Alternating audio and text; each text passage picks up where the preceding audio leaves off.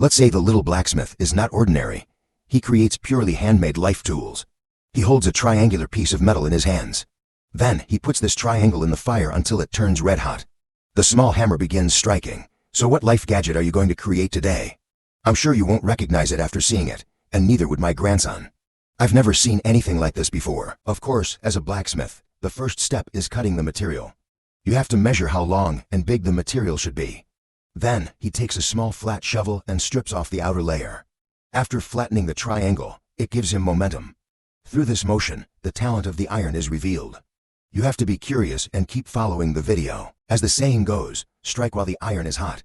The blacksmith places the small iron plate on the stove again, heating it up until it's red hot. Then, he places it on the anvil and starts hammering again. Is it forged as iron first? Is the shape formed first? You can do whatever you want with it. What you hear is the sound of an axle turning. It turns out this small iron plate isn't too thick, but it's not thin either. After the hammering, a trapezoid shape appears. Then, if he hammers it back, rather than making a thin piece, it becomes thicker. The blacksmith we see online works steadily, producing a rhythmic clanging. Sometimes, it makes our blood boil. I think blacksmithing looks fun, even though it's tiring. Especially for the person striking the hammer, they have to understand where the master aims and how hard to hit. Then they have to round it up with a clang. But today, the blacksmith isn't striking with the hammer himself. His little hammer is flipping the flywheel up and down, shaping it into a round form.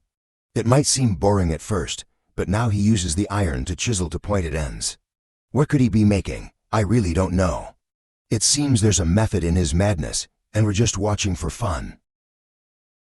After hammering, the shape is mostly done like a large belly with pointed ends. Then he hammers the sides again, pulling out a small indentation. The shape keeps getting more and more mysterious. You might think he's making an axe, but it doesn't have the right shape yet. You might think it's a kitchen knife, but kitchen knives don't have pointed ends. Does anyone recognize this? It looks like a bird with outstretched wings, but that's not what it's going to be. He heats it up again, and the little hammer starts striking once more. It's hammered thin and extended. As for the fire, it changes from red to blue. This is the final heating, meaning the shape is now set.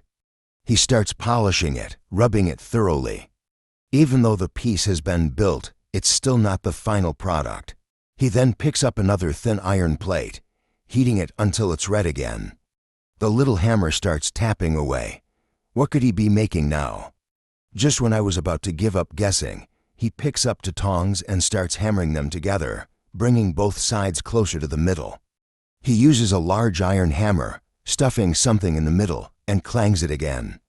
With each hammer blow, he chisels it down to the right thickness. Now, he puts the two parts together. Normally, this thing he's making is called a nose in my hometown.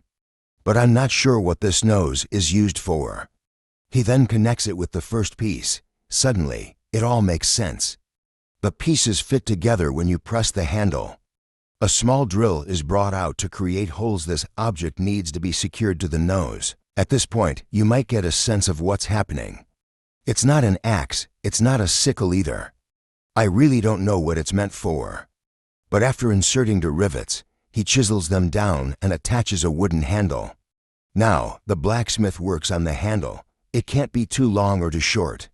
He makes a small round wooden rod and peels the skin off, about 1 meter long. He uses a simple but rusty woodworking technique to shape the handle, smoothing it out without sandpaper.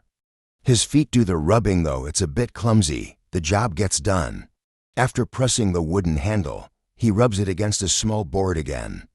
Then he picks up the axe-like object and starts grinding it again. In our tradition, we'd call this an axe, but I'm not sure what it's really called. You might think it's a firewood knife, but it's not. You could use it to chop wood, maybe even mow the lawn, but I'll leave that for you to decide. Do any of you know what this tool is and what it's called? Let me know. And now that you have time to watch this entire video, you probably won't regret clicking the subscribe button to receive notifications about the next interesting videos, right?